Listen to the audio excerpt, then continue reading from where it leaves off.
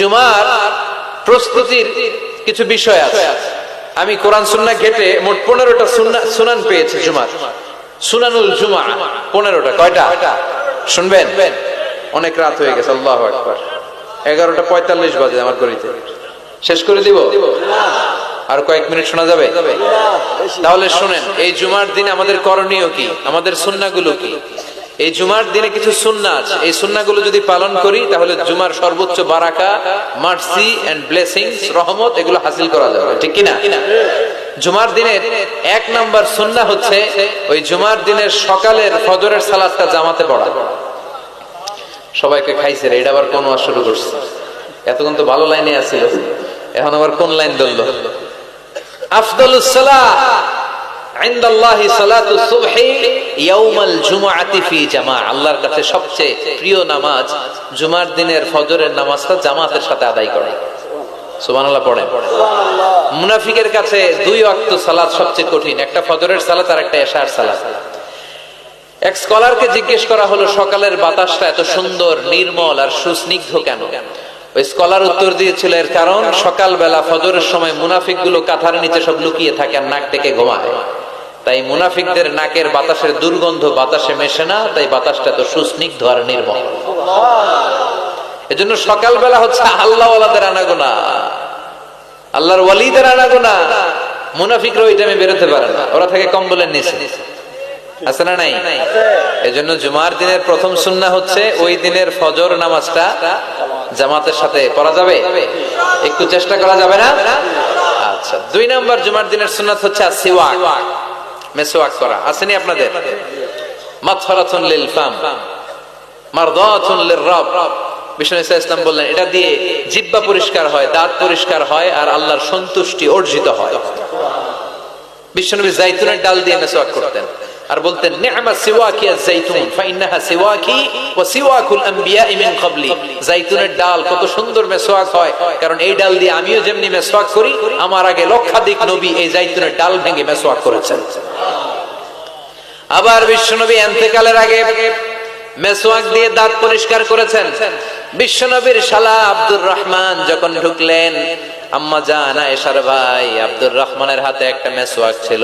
বিশ্বনবীর দেহটা এত দুর্বল, কথা বলতে পারেন না, শুধু 2টি চোখ দিয়ে ফেল ফেল করে মেসওয়াকের দিকে তাকিয়ে আছে। আম্মা জান আয়েশা বুঝলেন বিশ্বনবী মেসওয়াক করতে চান। বিশ্বনবীকে মেসওয়াকটা এনে নিজ দাঁত দিয়ে চিবিয়ে চিবিয়ে নরম করে বিশ্বনবীর হাতে দেয়া হলো। বিশ্বনবী মেসওয়াক করলেন। ইন্তেকালের আগে বিশ্বনবী যেই আমলটা করেছেন, ওই আমলটা ছিল মেসওয়াক করার আমল। মেসওয়াক করতে রাজি আছেন? প্রতি সালাতের আগে আমরা মেসওয়াক করব ইনশাআল্লাহ পড়ে। 3 নাম্বার সুন্নাহ হচ্ছে আল গোসল। জুমার দিনে গোসল করা সুন্নাহ। আমরা গোসল করি না সবাই? আচ্ছা। 4 নাম্বার সুন্নাহ হচ্ছে আদ-দুহুন, তেল ইউজ করা।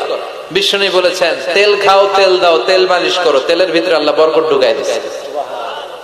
ওয়াদ-দাহিনু ফাইন্নাহা ওয়াদ-দাহিনু ওয়াজ-যাইত ফাইন্নাহা মিন শাজারাতিন মুবারাকা। বিশ্বনবী বলতেন, বেশি বেশি জাইতুনের তেল মালিশ করো, কেননা জাইতুনের তেল বরকতময় একটা গাছ থেকে উৎপন্ন হয়। বরকতময় গাছ জাইতুনের তেলটা অনেক বরকতময়। বিশ্বনবী দাড়িতে দিতেন, চুলে দিতেন। এই জাইতুনের তেল দাড়ি চুলে দিলে সহজে পাকা ধরবে না, দেরি করে পাকবে। দেহের মধ্যে যদি মেসেজ করেন দেহের বয়সের ভারত্ব, কুচকে যাওয়ার, চামড়া কুচকে যাওয়ার যে রোগ, এটা কমে যাবে, দেহটা ক্লিন থাকবে, স্মুথ থাকবে। সুবহানাল্লাহ পড়ে। এজন্য তেল মালিশ করা এটা সুন্নাহ। 4 নম্বরে হচ্ছে আত-তিব। তিব মানে সুগন্ধি। তিব মানে কি? পারফিউম। বিষ্ণু ইসলামের কাছে কিছু জিনিস হাদিয়া হিসেবে পেশ করা হলে তিনি ফিরিয়ে দিতেন না। এর মধ্যে একটা হচ্ছে আত-তিব। একটা কি? সুগন্ধি। কেউ হাদিয়া দিলে বলতেন না লাগবে না, বলতেন না লাগবে না, নিতেন। দুধ দিলে কখনো বলতেন না লাগবে না, বালিশ দিলে কখনো বলতেন না যে লাগবে না। তেমনি সুগন্ধি দিলেও বলতেন না লাগবে না, মধু দিলেও বলতেন না যে লাগবে না। সুবহানাল্লাহ। এগুলো দিলেই নিতেন, ব্যবহার করতেন আর খাইতে পছন্দ করতেন। সুবহানাল্লাহ পড়েন। এই যে আমরা বালিশ দিচ্ছি, এটা কিন্তু বিশ্বনবীর সুন্নাহ। আল্লাহ রাসূল সাল্লাল্লাহু আলাইহি ওয়াসাল্লাম বালিশের ট্যাগ দিয়ে বসতে পছন্দ করতেন। আলহামদুলিল্লাহ পড়েন। তার মানে সুগন্ধি ব্যবহার করা সুন্নাহ। আবার বিশ্বনবী বলতেন, আরবাউন মিন সুনানিল মুরসালিন চারটা আছে সব নবীদের সুন্নাত, এর মধ্যে একটা হলো আল হায়া, লজ্জাশীলতা, লাজুকতা। সব নবীরা লাজুক ছিলেন। 2 নম্বরে আতিব, সুগন্ধি ব্যবহার করা। 3 নম্বরে সেওয়াক, মেসওয়াক ব্যবহার করা। 4 নম্বরে নিকাহ, বিয়ে করা। সুবহানাল্লাহ পড়ে। এই চারটা সুন্নাত সব নবীদের সুন্নাত, এজন্য পারফিউম ইউজ করবেন। এরপরে জুমার আরেকটা সুন্নাত হচ্ছে আল লিবাস আহসানুস সিয়াব, সবচেয়ে সুন্দর জামাটা পরা। কারণ আল্লাহ নিজে সুন্দর, ইন্নাল্লাহা জামিল ওয়া ইউহিব্বুল জামাল। আল্লাহ নিজে সুন্দর, তাই সব সৌন্দর্যকে আল্লাহ পছন্দ করেন, ঠিক কি না? এই মহাবিশ্বের সবচেয়ে সুন্দর কে? দুনিয়া সুন্দর, মানুষ সুন্দর, আসমান সুন্দর, জমিন সুন্দর, সুন্দরে সুন্দরে পাল্লা। জানি না কত সুন্দর তুমি আল্লাহ, জানি না কত সুন্দর তুমি আল্লাহ। সুবহানাল্লাহ পড়ো। ইন্নাল্লাহা জামিল ওয়া ইউহিব্বুল জামাল, তিনি সুন্দর আর তিনি সৌন্দর্যকে পছন্দ করেন। বিষ্ণু ইসলাম বলেছেন, ইন্নাল্লাহা ইউহিব্বু আইয়ারা আসারা নি'মাতিহি আলা আবদি।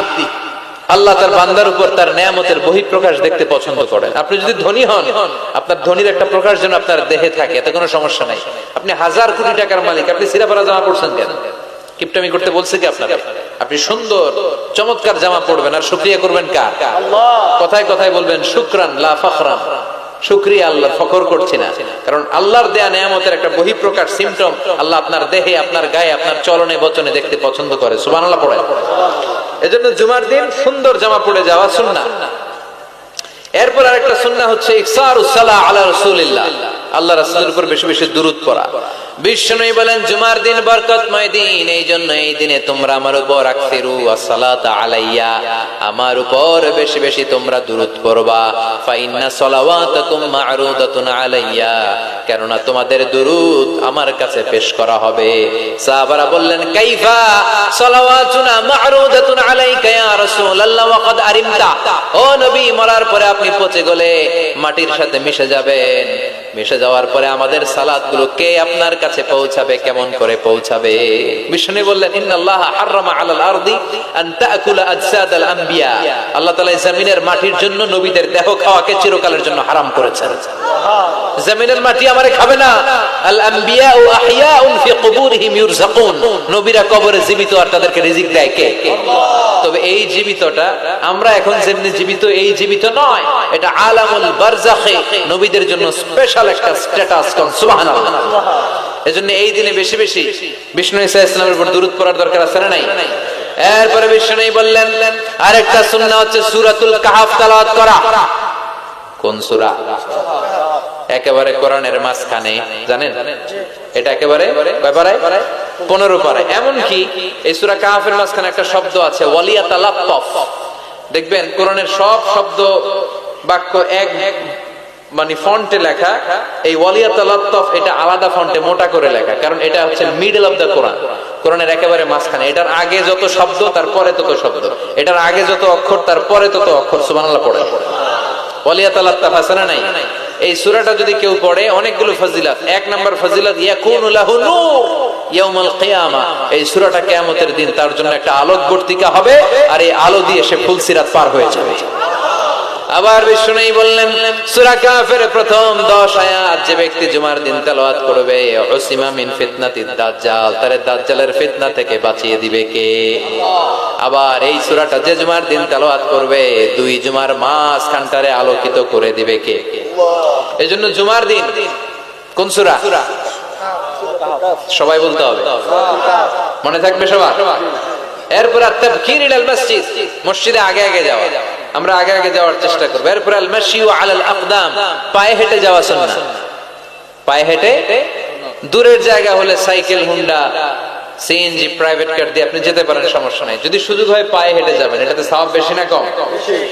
এরপরে আদম তাখাত্তি রিকাবান নাস, মানুষের ঘাড় ডিঙ্গিয়ে যাওয়াকে বিশ্বনবী নিষেধ করেছেন। অনেকে আসে দেরিতে, যেতে চায়, আগে আসে না নাই? জুমার দিন আসছে সবার শেষে, মানুষের ঘাটটা ডিঙ্গিয়ে সামনের কাতারে যেতে চায়। এই মসজিদটা সবার, এখানে কাউকে কষ্ট দিয়ে ধাক্কা মেরে নিজের সামনে যাওয়া যাবে।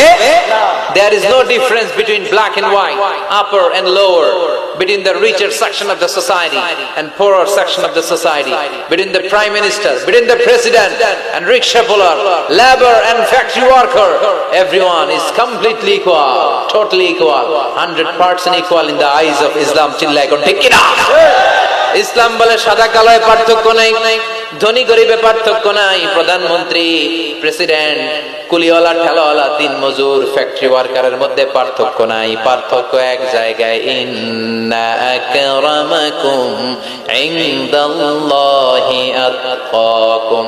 যার হৃদয়ের মধ্যে আল্লাহর ভয় বেশি, সেই কিয়ামতের দিন হবে সেরা। ঠিক কিনা? এজন্য মসজিদে সবার জন্য জায়গা সমান।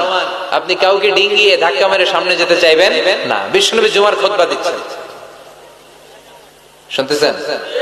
জুমার খুতবা দিচ্ছেন, তিনি দেখলেন পেছন থেকে একজন সব সাহাবীদেরকে ঘাট ডিঙ্গিয়ে আসতেছেন। বিশ্বনবী বলেন, এজলিস, বসো মিয়া, ফাকাদ আদাইতা ওয়া আনাইত। আসছো দেরি করে, আবার সবার কষ্ট দিচ্ছ, আসছো দেরি করে আর কষ্ট দিচ্ছ সবাইকে। এজলিস, যেখানেই জায়গা পেয়েছো ওখানেই বসে যাও। এজন্য গ্যাপ পেলে যেয়ে বসবেন, কিন্তু ধাক্কা ধাক্কি করে জায়গা নাই, অন্যজনের কষ্ট দেয়া যাবে। এরপরে দুখুলুল মসজিদে রাকাতাইন, মসজিদে যখন প্রথমে ঢুকবেন তখনই 2 রাকাত পড়বেন। কয় রাকাত? ক্বাবলাল জুমা বাদাল জুমা নিয়ে অনেকে প্রশ্ন করে, খেয়াল রাখবেন, ক্বাবলাল জুমা সহিহ সুন্নাহর আলোকে এটা অনির্ধারিত, এটা সুনির্ধারিত নয়। মা কুদ্দির এলাকা, আপনার যতটুকু সম্ভব হয় 2-2 করে। আপনি মসজিদে গিয়েছেন, এখনো খুতবা শুরু হয় নাই, 2 রাকাত পড়লেন। দেখেন খতিব আসে নাই, তো আরো 2 রাকাত পড়েন। খতিব হুজুর এখনো আসে নাই, তো আরো 2 রাকাত পড়েন। 2, 4, 6, 8 যত মনে চায় পড়েন। এটা অনির্ধারিত, 2 করে ইচ্ছা মতো পড়বেন। আর বাদাল জুমা হচ্ছে 4 রাকাত পড়া সুন্নাহ। কয় রাকাত?